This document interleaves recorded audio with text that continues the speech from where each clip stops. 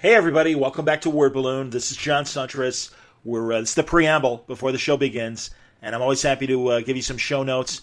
If you have questions, comments, or requests from me, email john@wordballoon.com. It's the best way to reach me. Not Facebook messages, not Twitter messages. Email john@wordballoon.com. Follow me on Facebook under my name, John Suntress, and the Word Balloon Network. Follow me on Twitter @JohnWordBalloon. I have a YouTube channel that is up and running and has videos, and I would like you to be a part of it as well. Would you mind subscribing? It's free. I should say it's under Word Balloon. So check that out. And as always, thank you for listening to the commercials before the show starts.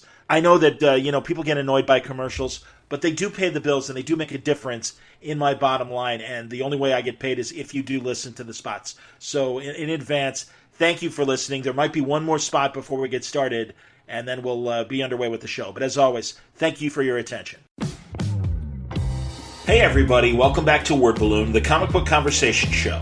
John Suntress here. Hey, Phil Hester is back, and he's been very active lately. I don't know if you know, Stronghold, a book that we've been talking about on Word Balloon in our ads for Aftershock, the trade has come out for the first volume. Him and Ryan Kelly, it's a great story, very interesting story. There are powers involved, but it's not a superhero story at all, and it's a very interesting story that involves alien invasion and things that have to do with the water. Stronghold. He also has Family Tree coming out this week on from Image Comics. It's him and Jeff Lemire, and we talked to Jeff last week about it. Now we talked to Phil. That's great. Also, he's been doing a lot of work on Swamp Thing for DC, which is fantastic because Swamp Thing was one of his first things when he debuted as a full, artist, getting full storylines to do. And he was drawing for Grant Morrison and Mark Miller for Swamp Thing. Now he gets to write Swamp Thing, and he tells us about that for the 100-page Swamp Thing Spectaculars, the Walmart product. He's got a couple other DC projects that he likes. He is going to tell us about as well. So it's a nice conversation. Phil Hester on today's Word Balloon.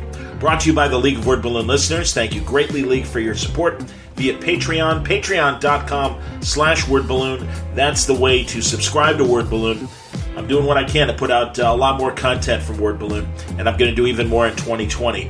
I hope you're along with me for the ride, listening to the podcast, and if you can swing it, subscribing to Word Balloon. Patreon.com/wordballoon, or click on the ad for Patreon on the front page of wordballoon.com. Thank you very much for your support, League of Word Balloon listeners. Word Balloon is also brought to you by Aftershock Comics. We're talking about great books like Marguerite Bennett's Animosity, that not only has issue 25 coming out this month, but also a deluxe hardcover Volume 2 of Year 2 of Animosity is available this month from Aftershock Comics. There's also Dark Red from Tim Seeley and Corin Howell. Their first trade paperback is out. Dark Ark, a very different story. First of all, Dark Red, great vampire story out in the red states in the middle of the country. How does he get by in that kind of rural area? What does a vampire do? Pretty funny stuff. And that's from Tim Seeley and Corin Howell. Then there's Dark Ark from Cullen Bunn and Juan Doe, which is the continuation of Trey's arc around the same time as Noah. What happens after the flood? This is issue 2 of the new story arc of Dark Ark. There's also Baby Teeth from Donny Cates and Gary Brown, some really neat stuff there. There's Rough Riders, which is a fantastic steampunk collection of 3 great arcs of the adventures of Teddy Roosevelt, the heavyweight champion Jack Johnson, Harry Houdini, and Annie Oakley. Really fun stuff, and a great product from Aftershock. Don't take my word for it. Go to their website. You'll find full story descriptions, preview pages, and the diamond codes on how to order these books through your local shop at AftershockComics.com. All right, let's get into it now, and welcome back Phil Hester to Word Balloon. He's got great projects, and I'm happy to have him back. Phil Hester is back. Dude, welcome back to Word Balloon. It's great to talk to you again. Hey, John, I'm happy to be here. And I haven't seen you forever. We've both been busy. It doesn't seem that way. It seems like, I just talked to John. And then when you called on Skype, it brought up my call log, and we talked in February, which was almost a year ago. There you go. Yeah, man. Oh, no. And honestly, I am doing more episodes, so that's good. And it's given me an excuse to, not wait years sometimes. And I'm glad that we have talked, 8-9 months ago or whatever. So that's good. Or 10 months ago. No, man. Hey, I'm thrilled, and again, you got a nice full docket of writing and drawing, and let's start with the Aftershock book because the collection is now out for Stronghold, and yeah, man, great story. So is that going to be it, or are you going to come back to this and do more? What's the plan with Stronghold? It's sort of. I mean, we committed to doing the story in sort of a modular format, so that it could. It could go 5-issue arc by 5-issue arc, and if any one of those 5-issue arcs happened to be the last one, it would still be cohesive. Yes. So it's anyone who's read it knows the door's open for more. Yeah. And in the grand plan of in my mind of the life of this character's story, it's the first act, and there's a lot more to come. So it's just a matter of getting Ryan Kelly back on board when he's not so busy, because he's in high demand. And so, people show up with more money than we've got and take him away. And he's got a bunch of kids to feed. So, we have to be mindful of his career and how he needs to take care of things. So, and plus he's got a really cool creator-owned strip that he works on all the time too, and he wanted to take some time away and get back to that. So when we can get Ryan back, I'd love to do a chapter 2.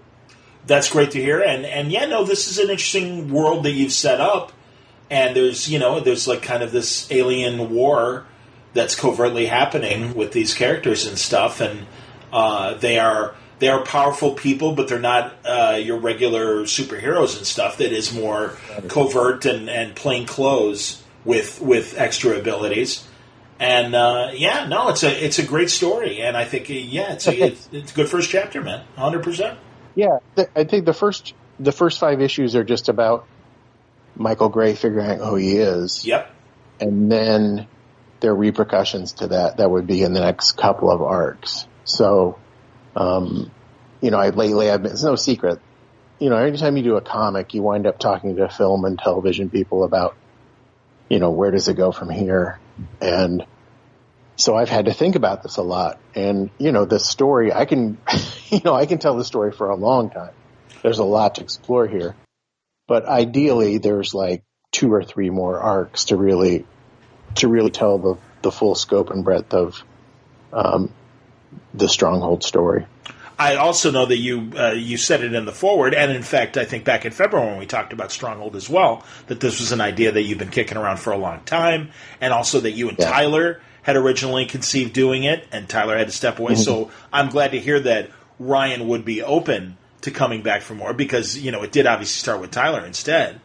So Ryan feels a sense of that it sounds like he enjoyed doing it, and then hopefully there'll be time to do more. No, I for people who haven't read it yet, in a different way, but it almost reminds me of this freeform show Sirens with all the mermaids and stuff like that. Sirens really does lean more into the myth, the mermaid myth and the ancient mariner stuff, and this is a water-based kind of story as a leaping point, but it is more kind of like this, again, this covert alien invasion thing that's going on. Oh, cool. And I'm saying, I was saying, your Stronghold thing rather than the mythos of Sirens. But I'm like, I think there's a partial thing that I think people would find interesting, and also I think anyone who loves a good Namor story or a good Aquaman story would appreciate kind of the water-based ideas that you have in Stronghold and everything. Right. It's mostly a matter of, you and I have been reading comics for a long time, and not just comics, but like adventure fiction and fantasy films and things, and we're sort of hit over the head with the hero discovered trope, the King Arthur sword in the stone kind of Luke Skywalker, clear cut destiny, chosen one stuff. Mm-hmm. And to me, Stronghold was sort of a antidote to all that. It was sort of like, well, what if you're what if your secret destiny wasn't great? Like, what if it should have stayed a secret? You know, and not just for you, but for everybody alive. And so that's what we learn in the first arc of Stronghold, and then in the second and third arcs of Stronghold, we see the consequences of that. Like, okay, it's not a secret anymore. Now people are going to pay the price for that. And then the third arc is sort of, what does he do about that? Interesting. So, yeah, there's a lot more to tell there, and I hope we get the chance to tell it. And I'm holding out that it's going to be Ryan, but, you know, maybe he'll, you know, explode to superstardom and never come back, and I'll have to find somebody else. But that's the way of comic books. You know, it's sort of like, again, when I was explaining this to a film producer the other day, I was like, you know, it's like if you do a smash hit and you want to make a sequel, but the actor's not available, you either have to recast it or not make it. Right. And that's sort of the boat we're in with Ryan and Stronghold, but I hope we can get him back soon. I understand. No, I mean, his art's always been great. I remember, wasn't it Local that he did with Brian Wood back in the day? Yeah, I mean, that's when I first discovered Ryan's work and everything, and yeah, he's terrific. And yeah, well, there you go, man. And no, you're right. And it is interesting, and we have a bunch of friends like that where it's like, you know, they've been chugging along, and I mean, certainly in the 15 years I've been doing Word Balloon, and I'm always like, oh no, this is one of those guys, writer or artist, that it's like, you know, the right thing is going to hit, and then they're going to be like world known and everything's going to, you know, the ship's going to finally come in. But the talent is there, and I mean, I keep saying that to Seeley, for an example, and I'm always like, you know, Tim always has great, high concept, interesting ideas and stuff. And frankly, honestly, Phil, as a writer, you yourself, I mean, that's the thing. You always come up with really interesting, distinct things that are not derivative, and they're original ideas. And so, yeah, it's just a matter of the right idea. And if not, you got this great body of comics that you've been writing and drawing, depending on the gig and stuff like that. So, you know, the journey is just fine, too, and has its successes as well. But, yeah, I mean, so I get what you're saying about Ryan and stuff. And, yeah, his style is beautiful. And this is a really cool story that, for people who have been reading comics as long as they have, I mean, that's, like, I really think in, especially the 2000s, when I really started coming back, it's like, all right, I still love, you know, great superhero stories, but what else is out there? And thankfully, that's really when things started exploding again. And we had great crime comics and great supernatural comics and sci-fi comics and just straight up action or whatever. And it's like, oh, this is a good time to be back and everything. So, and truly, again, they're my sponsor. I'm always above board about that. But that is one of the things I like about Aftershock, that they are not going for the obvious in terms of the projects they decide to back. Yeah, when I pitched this to them, I was like, look, I know what you want to, I know you want to hear about the science fiction part of it, but I think the part of this that speaks to a larger audience than the comic book audience is the romance aspect of it. There you go. And there's an unconventional romance at the heart of this book. Yep. And it's, I think also that's what appeals to, you know, the film and TV people that we've talked to about this project so far too. Makes sense. Absolutely, man. It's funny when you mentioned sequel, and I was eventually going to get around to it, but I may as well now. Have you seen Joker yet? No. Come on, guy. You know, I don't. You're busy. I understand. I could go to the movies. I'm trying to remember the last movie I went to. I think it was Far From Home. When I was on vacation this summer. I think that's the last movie I've gone to in the theater. All right. So, yeah. No, I understand it. Like I saw two movies in the theater this summer, and they were both Spider-Man movies. I understand. No, I guess I saw Avengers too. So, yeah. Well, knowing that it was going to be would be so disappointing to me right now. Well, knowing it was going to be controversial, I did make an effort to see Joker, and I happened to pick a Sunday where I wasn't working in radio and working stupid hours that I could go. And I'm glad I did. And again, we don't have to go into it, but really, obviously, the whole debate about it, I find is interesting. The debate about it is much more interesting than the movie itself, frankly. Being an old movie hound and knowing the source material that Todd Phillips used that inspired him. And I just think it's a really good cover band that's the kind of movie that he made for real. And there's a generation that doesn't know I mean, how many people under 40 have seen Taxi Driver or King of Comedy or both? Oh, right. You know? Yeah. So, but I'm interested to see it just because of Joaquin Phoenix. Great performance. It looks like he acted the hell out of it. Yeah, so. He did. But yeah, I go back and forth, and truly, I always ask people like us that have been reading Batman and Joker stories for decades what they think, and I'm getting a bunch of different reactions. So yeah, that's the only reason why I always bring it up in a podcast interview. So I'm old like you, so we do a good. Yes, we know things. You know, it's like it's like when Superman wound up in that Jim Lee, New 52 Superman outfit. Yes. Without his underwear. Yes. And everyone was up in arms a little bit, and I'm like, look, the underwear's coming back.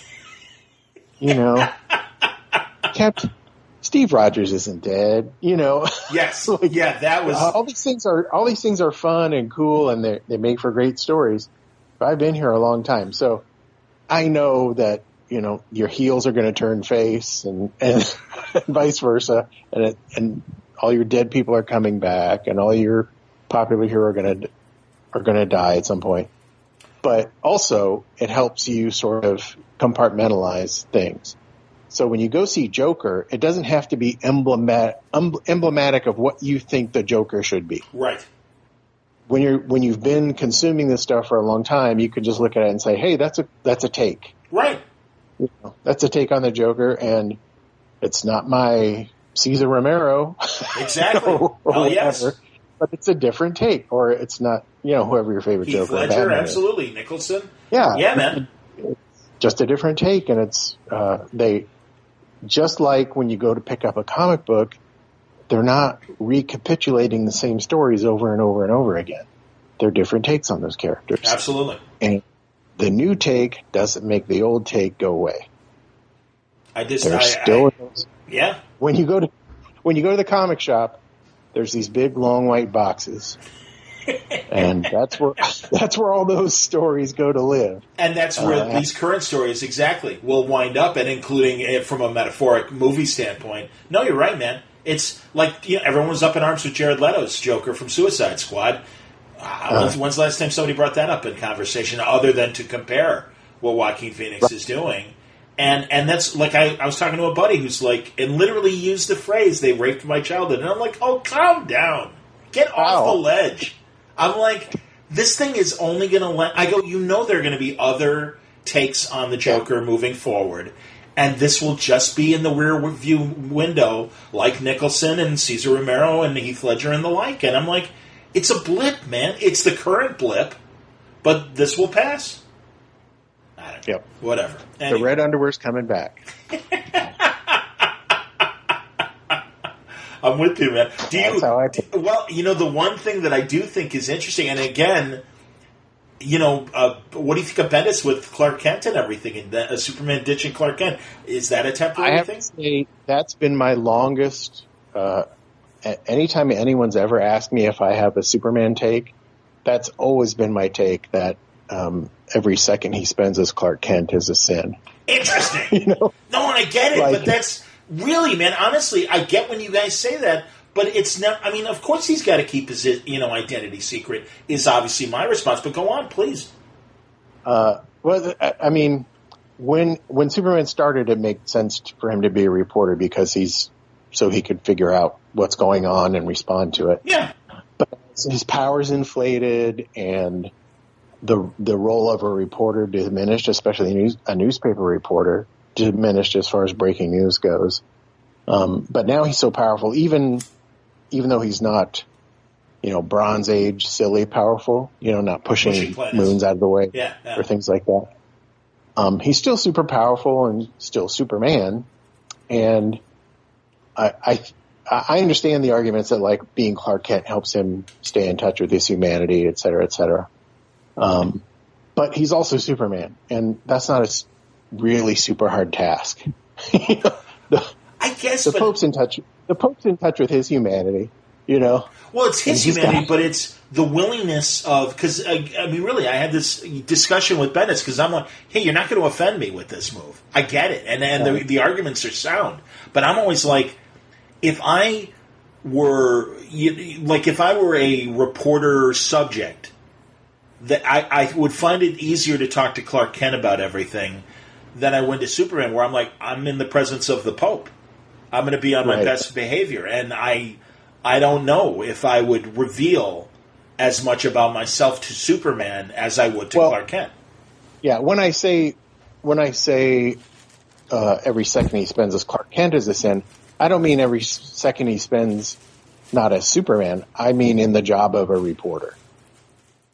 So, like, if you're Superman, when you're not, diverting lava flows, you should be a microsurgeon.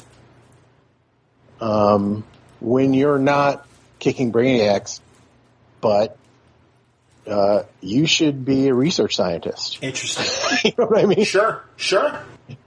And we've got flavors of that in things like All-Star Superman and other stories like that. Or even in the Silver Age, he'd be doing experiments and stuff in the Fortress and things better like ways that. to spend your time. Interesting. I mean, we're getting a little bit into the who puts the air in the Batmobile's tires area. Getting a little bit into that because sometimes it's just fun to say, well, like he's also secretly a reporter, That's cool too, and it's Superman, so you can let it go. I don't lose sleep over this take. No, but I appreciate us talking about it. Yeah.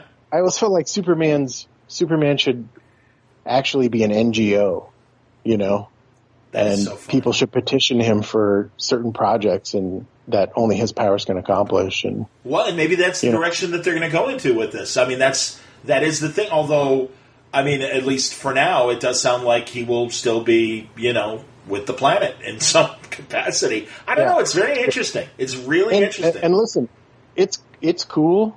And this status quo, and I trust Bendis to do it. Sure. He's got the chops. Yeah. So I trust him to do it. And this status quo might last 5, 10, 15, 20 years. But Clark Kent is coming back, just like the Red Underwood. That's why I brought it up, man. Yeah, I don't know. I honestly don't know. Because he points to the Marvel movies and says, secret identities are a trope. And if you watch those movies, it seems like, Scott Lang isn't hiding the fact that he's Ant-Man. Right. Tony certainly didn't. He came right out and said, I am Iron Man. And Steve Rogers is Steve Rogers. Right. I don't know. But different people have, families to protect. Like, to me, it's essential that Peter Parker has a secret identity, Agreed. Yes, or Batman, I suppose, being the vigilante and everything. So, but that's all. Like I said, we've been here a long time. Like yes. As cool as Bendis' Superman take is going to be, and I'm sure it is. The way people understand Superman, Clark Kent, and Lois Lane, Jimmy Olsen to exist. We'll circle back to that eventually. I suppose so. Yeah. So don't get wound up. Take it as what it is. It's a take. It's a take on Superman. I'm with you, man. No, and I appreciate the diversion from your stuff to have this moment of discussion. And, usually we end up talking about stuff like this, not only with, you and I, but also Word Balloon in general. So very cool. All right, back to you now. Family Tree. I just talked to Lemire, and I told him, honestly, you're really perfect. Your art style, and I haven't seen any interiors yet, but just and maybe it's an assumption on my part, but you've got that very distinct style that I think fits a weird Lemire book. Yeah, it was kind of a match made in heaven. Yeah. In fact, a lot of times when I tell people about the project, they initially go, "Well, who's writing it and who's drawing it?" Sure. Absolutely, man. We probably could switch at some point. That's hilarious. That'd be great.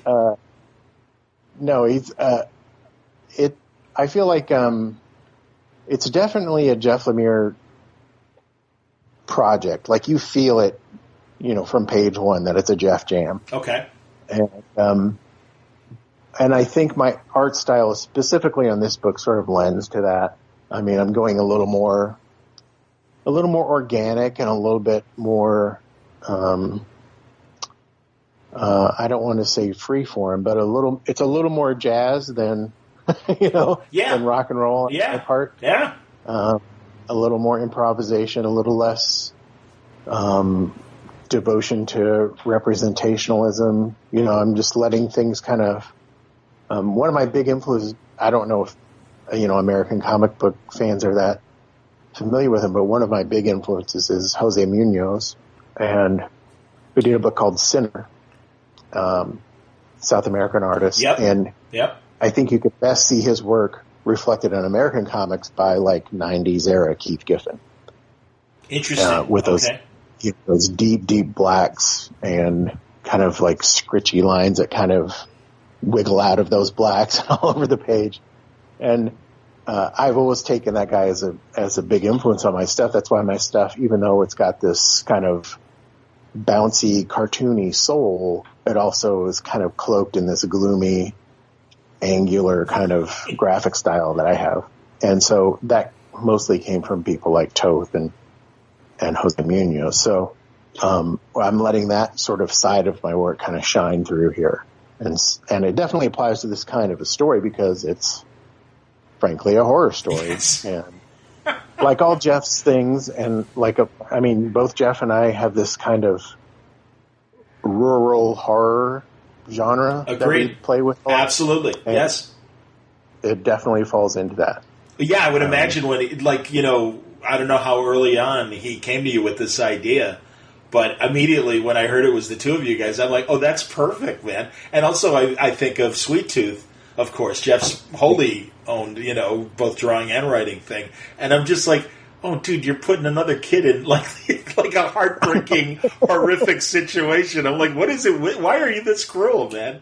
And he laughed. None, poor innocent kid. But yeah, and I think what separates, Jeff doesn't shy away from violence, but I think the thing that'll startle people about Family Tree is that it shifts gears so hard from, like you read the first issue and you go, oh, this is going to be like a cute Stranger Things kind of thing. And then by the second issue, you're like, oh, they got John Woo to direct an episode of Stranger Things. There's a huge bloody shootout right here. So it's, wow. We take a lot of left turns in this book, but I think the thing that Jeff is like super gifted at, many things, but I think the two things that stand out to me are he really gets to the emotional core of every scene he writes. Every scene reveals something about the inner life of the characters portrayed. And then also he writes a hell of a good cliffhanger. So, those two things are really, I think, powerful enough to pull you along this kind of crazy story while it coalesces in your mind. And by the time you figure out what's going on, it's too late. You're completely invested in these characters and the plight they're in. Is it 5 issues and then a month break and then back to it? I mean, what's I think we'll just, we're just going to barrel ahead until we need a break and then take a break and go on after that. So it's like whatever Jeff and Image thinks works best is probably what we'll do. I know that's sort of their MO at Image, is to do a trade's worth, then take a break, while the trade's out. But I think Jeff wants the first trade to be a bigger than a normal trade. Oh, interesting. So we may go like 8 before we trade it up. I don't know. Interesting. Okay. And although 5 ends on like a really cool note, which would be a neat trade, but that's above my pay grade. We'll let Jeff and Eric and the Braid Trusted Image figure that out. I bet. Okay. And how is it going back to drawing pages and stuff? It's I've always been drawing a little bit all the time. Good. So it's not like I've quit drawing in any way. It's just like this is back to the grind of drawing. Like you got to draw every day. And no, it's fine. Like I said, on this book, my style's a little bit more. I don't. I'm trying to find the right word because it's not looser. It's not loose. I don't feel like I'm working less hard. I understand. But it's a little less like, I would never draw like Iron Man this way. You know what I mean? Yeah. It's a lot more itchy and organic and designy than I would do a superhero book. So in some ways it's more fun than doing a superhero book and a little bit easier. But in other ways I feel like I have to invest more in making the layouts themselves more interesting to pull you through the story. So, because it's a family drama, there's a lot of, family conversations and talking heads. Yeah. And you've got to find a way to make those fun to look at. 100%. Yeah. A lot. And beyond just like, evocative acting in your characters, you've also got to make the layouts interesting. And, to me, that's a challenge, but also a rewarding challenge. Well, and that's what I like about Black Hammer, because it feels like a Lemire book, but Dean's drawing it, not Jeff. Right. And that's the thing, and I like that Jeff has been thinking along these terms and finding artists like yourself that can convey the spirit of a Lemire book. Although, again, you look at Gideon Falls and what he's doing there with Sorrentino. It's totally different. It's absolutely totally different, yeah. But still crazy Jeff shit and everything. But I liked the thing he did with Snyder, AD, and I also and I loved Royal City, and I hope that Jeff is able to get back to that. Yeah, it's my favorite thing he's done for a while. Me too, man. And really, I can't remember the name of it, but I know, again, in the early 2000s when I started reading again, there were a few books that were weird, but also slice of life books, and had quieter moments in them. But I was like, I'm so glad that there's room for these kinds of comics out there today. And I think Jeff has built up enough credibility with things like Sweet Tooth and the like, that even graphic novels like The Nobody and things like that I really think that people will definitely dip in on Family Tree. And we got numbers back and they were good, and so we'll be around for as long as people want us around. That's outstanding, man. No, that's great. No, and like I said, as soon as I heard it was you and Jeff, I'm like, oh, that's good. Yeah. I'm like, these guys speak each other's language. This is. I appreciate that. Yeah. No, it's cool, man. And like I said, there's a little girl, and all of a sudden she's a tree, and she's developed words, and it's like, Jeff, what are you doing to these kids, man? He can't help himself. Very funny. Excellent, man. No, very cool. So it comes out next week. Is it next Wednesday, the 5th? Yeah, the 13th, yeah. 13th, excellent. November. Very good. Well, this will be out on Monday, so just 2 days ahead of the release, so that's excellent, man. No, thank you for being available and talking about this. So that's cool. And then staying in the weird, you're back on Swamp Thing, and that's cool, man. And people may forget but that. I'm not drawing. Yeah, I was going to say, because people may forget that you and Mark, it was Miller, right, that you did your Swamp Thing run back in the 90s? Yeah. Mm-hmm. There you go, man. And I think one of those distinct Swamp Thing runs that people may forget that it's like, by the way, Phil drew that. Yeah, that was like my first regular monthly gig anywhere, and I did 3 years worth of Swamp Thing with Mark.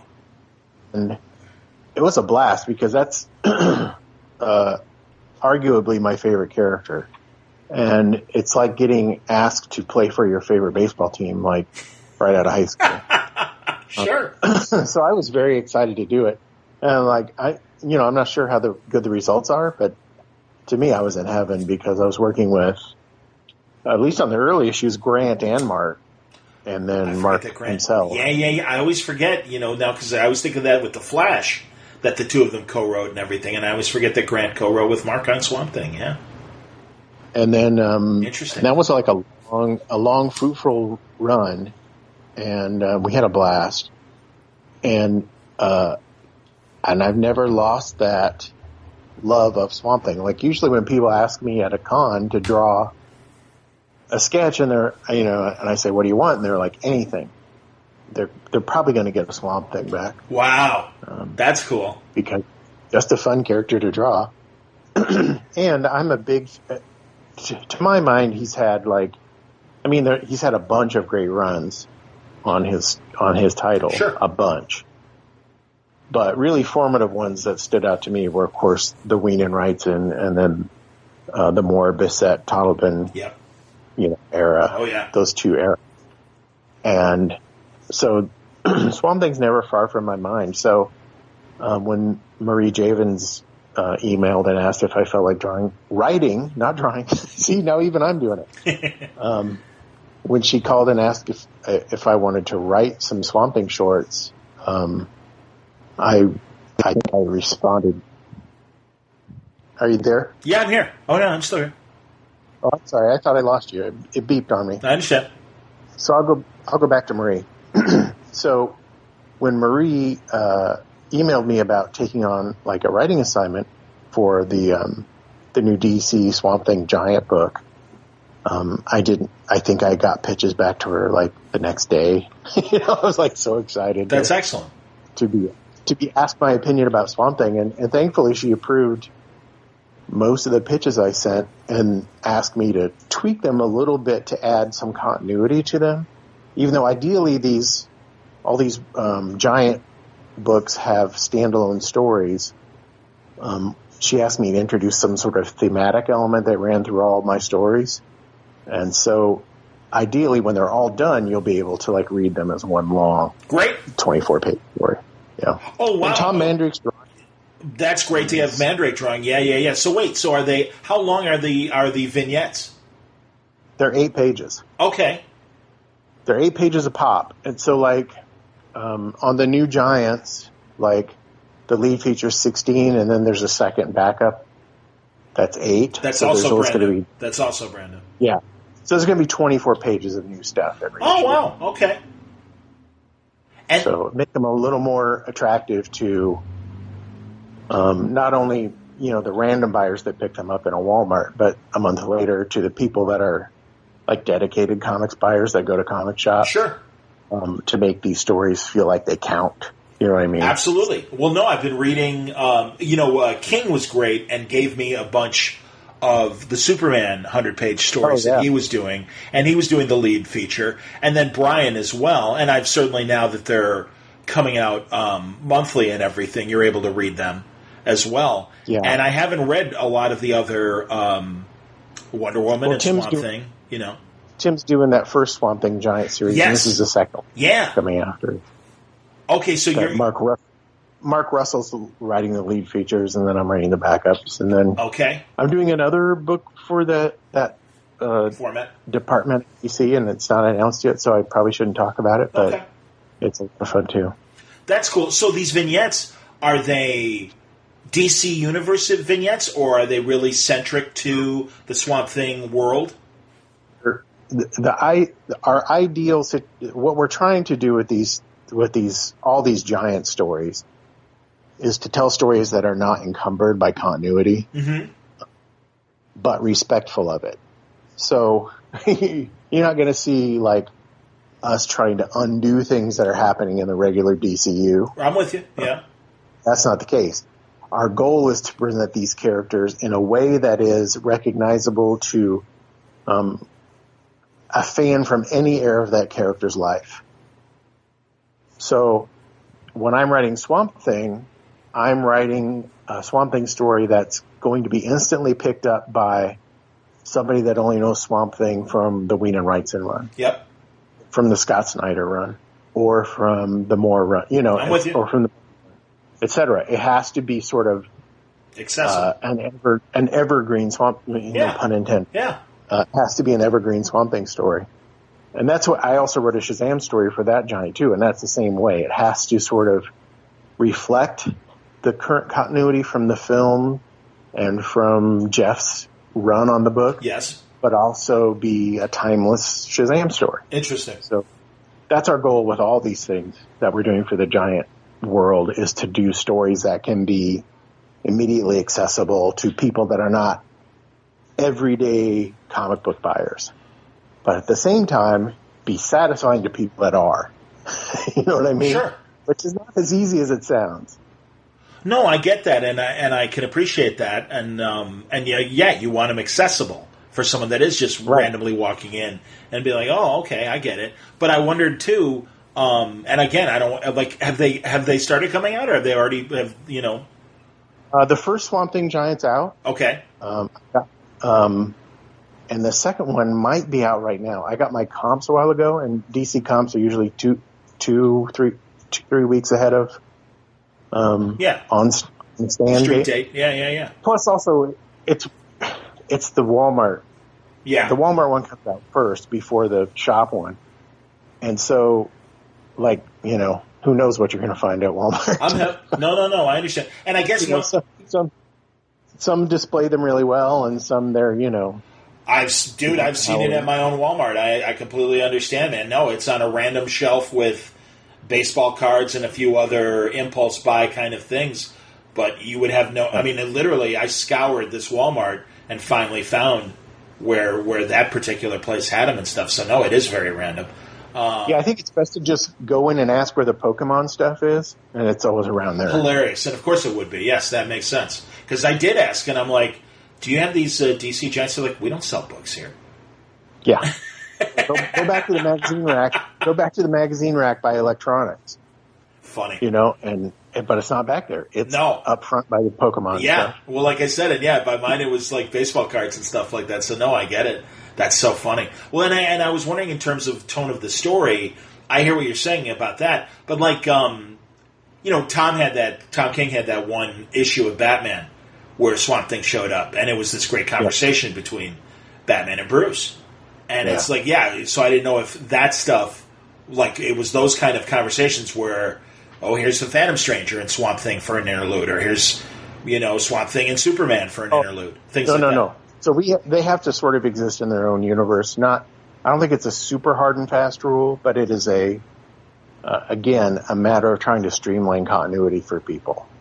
So it's not like we're going to have, like you said, Phantom Stranger's not going to show up because it's a Walmart first book. You'd have to explain to people who the Phantom Stranger is. Okay, and I've got 8 pages. Right, so it's like a mini adventure. It's a mini Swamp Thing story. Yeah, okay, interesting. Exactly. Wow. Okay, very cool, man. And it harkens back to like one of the favorite things when I was a kid. To me, one of the most exciting things when I was a kid was when DC started doing those bonus books. I don't know if you were reading during that era. Tell me. But yeah. I definitely was. And for a while, DC started throwing these 8-page backups in a lot of their books. Oh, yes. And I loved them because I was so thirsty for any non-mainstream character. I wanted to see these.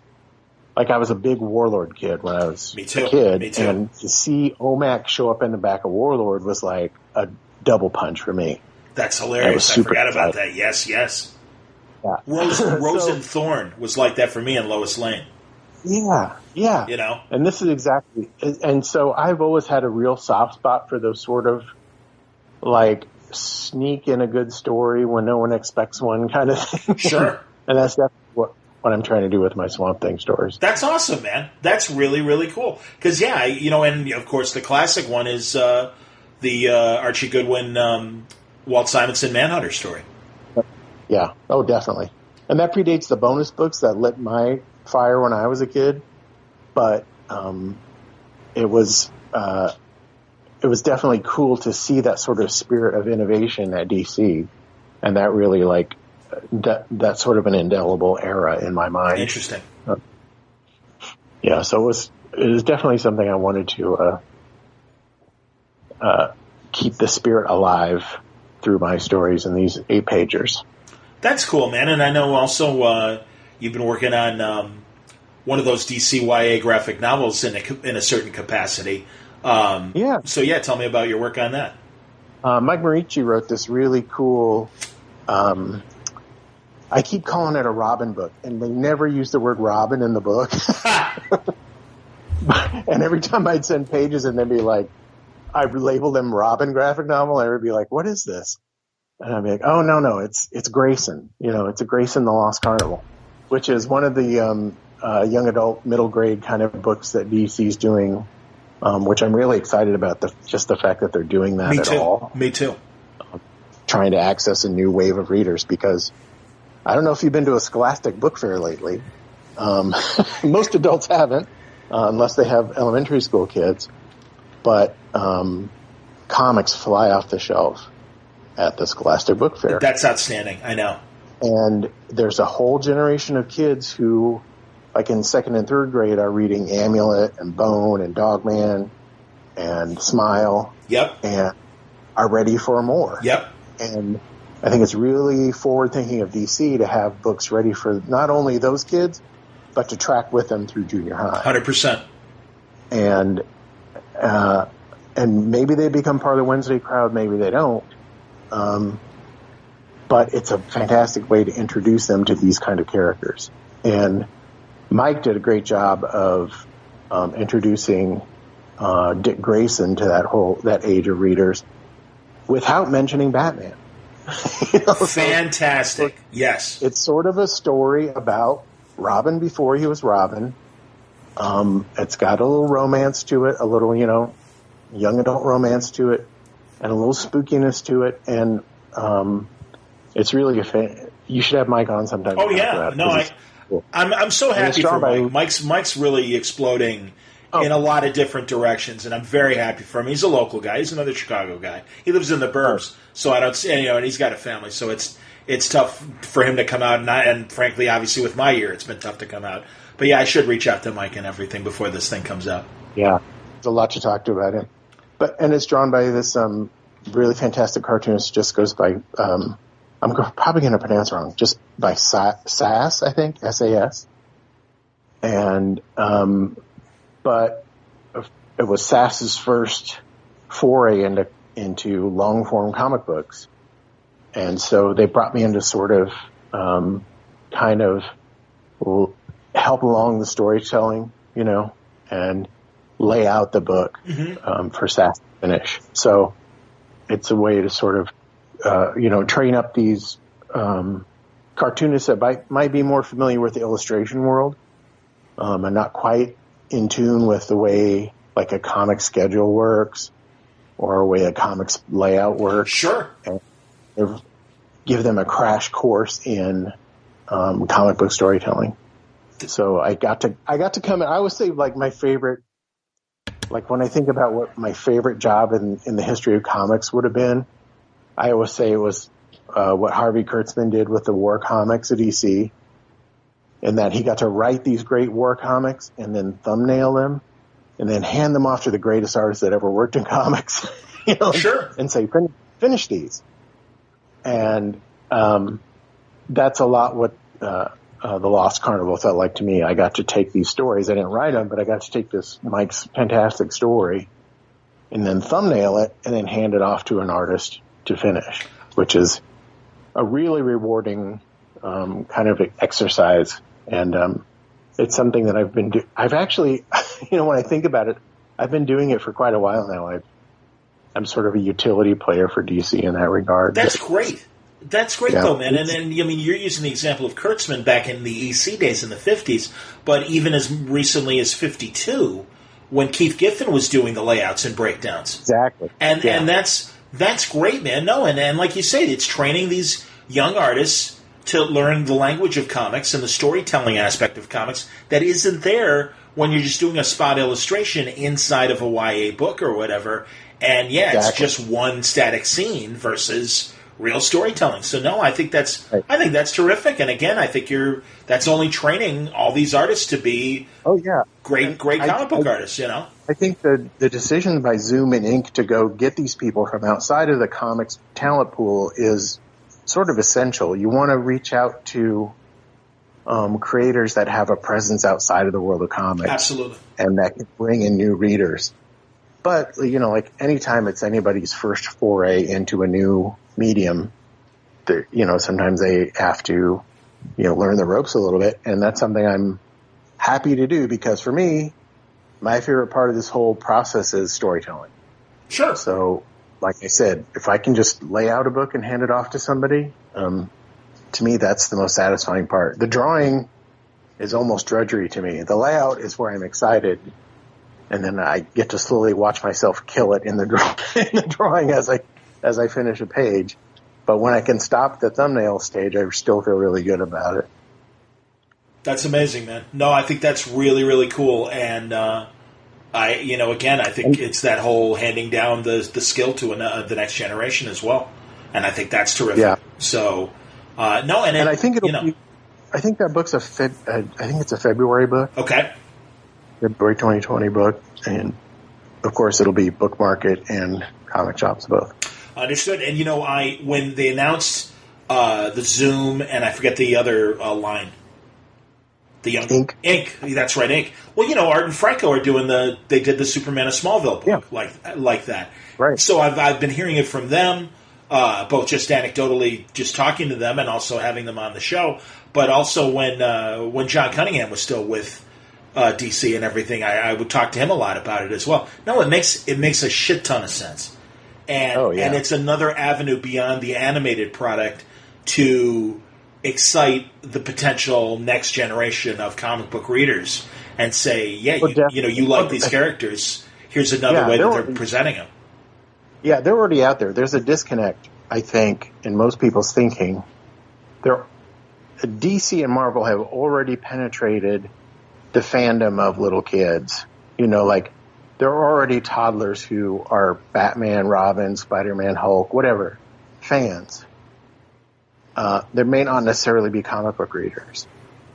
Conversely, there's also this subset of kids that read comics in school right now, but they read, like I said, Bone, Amulet, Guts, Smile. Yep. And bridging those two worlds is the mission of Zoom and Ink, I think, is to say we've got kids that are already familiar with these characters, that are already fans of these characters, that go to all the movies, that watch the cartoons, and we know those kids read graphic novels. They might not read floppies because they might not go to the comic shop. Right. They might be too young to go to a comic shop.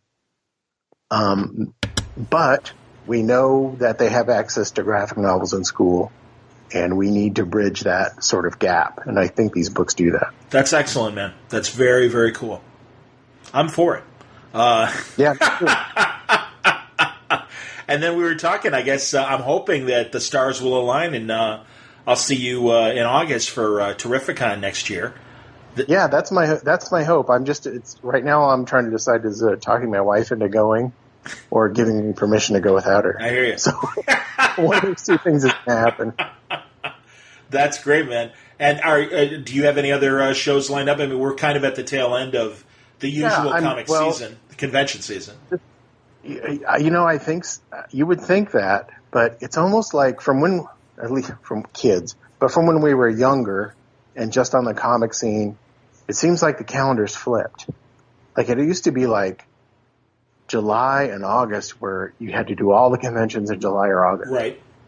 And now cons are pretty much every month but December. Yeah. I think a few even try to sneak in December. Probably the warm weather states and stuff like that. Yeah, you're probably. I know Hawaii does a regular con, and I don't know when they schedule that, so that's a good point. But it seems like my November is packed. That's insane. I'm doing a signing at Rainbow Comics in Lincoln, Nebraska, on the day that Family Tree drops on the 13th. Okay. And then turning around right after that and going to Air Cap in Wichita that next weekend. What's that show called? Air Cap? Air Capital, because Wichita is the air capital of the Midwest, Learjet manufacturing and stuff like that. Okay. So that's a really cool show. You love that show. That's another kind of comic-centric show that really respects older guests. Cool. Cool. And then I'm doing a thing that, this is my first year I ever even heard of this, but there's a local comic shop day. Have you heard of this? Yes. Okay, and I'm doing an appearance for local comic shop day the very next weekend in Denver for, I want to say, Hall of Justice Comics in Denver. Fun. Or a Denver suburb. But so, it's like I said, there's no break. I think July used to be the busiest month, and now I think July is the safest month for me. Because everyone tries to stay away from San Diego. So if you don't do San Diego, your July's pretty quiet. That's true. That's very true. Sometimes too quiet for those of us. As I always say, when the conventions become like the auto show, that's when you've gone too many conventions. And because that's my that's the radio drudgery job. It happens in February, It's after football is over. It's too early to talk baseball. And it's this just nothing sports talk radio month of, obviously hockey and basketball are going on and college basketball is going on.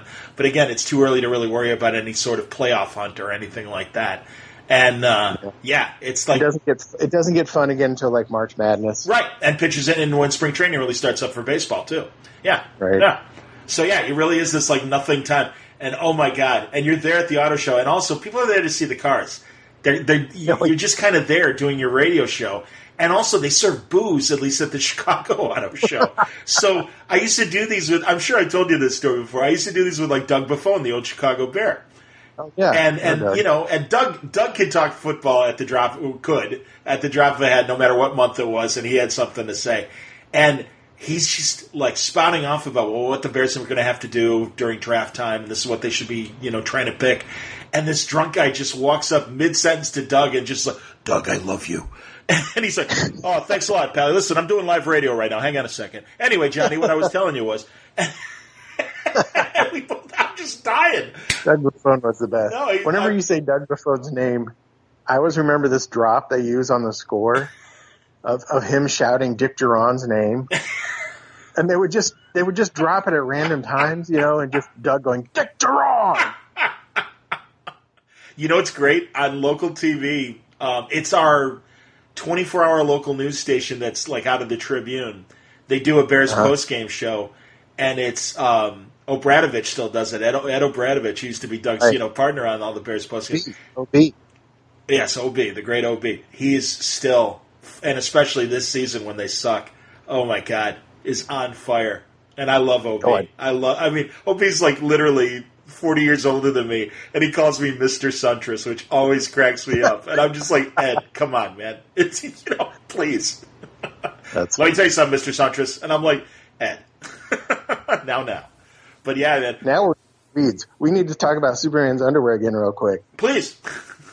We're deep into Chicago sports radio weeds. Oh, I see. Okay, because I told Bendis for the Action 1000 they should have had an 8-page story of him kind of rummaging through drawers in the Fortress of Solitude of being like, oh, and there's a ray gun. Oh, I remember when that one villain used that on me in space. Or, oh, there's, whatever. And then finally him going, there they are. And then it cuts to the last panel of him in the underwear. Yeah. So we'll leave that to like the next generation's Grant Morrison to do. They'll do like some prestige format miniseries about how the underwear came back. For me, the new design of the 52 thing was, I'm like, it's Monell's outfit with a Superman emblem, and it's blue instead of red. Right. And that's what drove me. And they also give Monell's haircut. I'm like, that's not Superman, man. That's Monell. What are you doing? So, Hey, listen, I want to keep working there, so I'm going to say it was a great design. Well, you got a whole lot of neat stuff coming up, Phil, and I'm very thrilled. And like I said, you and Lemire on Family Tree, that's thank God it's happened. And yes, you guys are exactly the kind of collaborators I want to see working together. And congrats on the first arc of Stronghold. It's a great trade that I highly recommend to anybody, and great book from Aftershock. And then what you're doing for DC, both in the YA world of Zoom and also the 100-page Giants with Swamp Thing. That's full plate, and glad that you're up and running, and I'm glad you're always an interesting voice out there, Phil, whether you're writing or drawing, and we appreciate your storytelling, so thanks.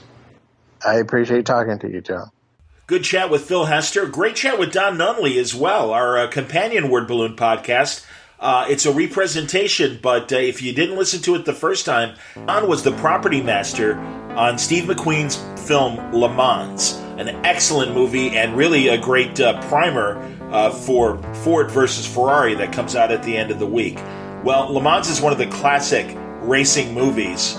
Same backdrop as Ford and Ferrari a couple of years later, but this was going to be a big movie for Steve McQueen, and pretty much everything that could happen bad to a film production did, and it hurt the film. Film is considered decent, but it should have been an all-time great. He had people like John Sturgis working with him on it, and people like Don Nunley, the property master. Don took a bunch of amazing photographs because as property master, if something happened to one of the props, he had to be able to replace it. So he put out a book back in 2017, a great coffee table book filled with over 200 pages of 450 images of Le Mans and great shots both on the set and off the set as well. Really neat collection. And he tells us the story of Le Mans and Steve McQueen. So that's our companion piece on today's Word Balloon. I hope you'll check it out.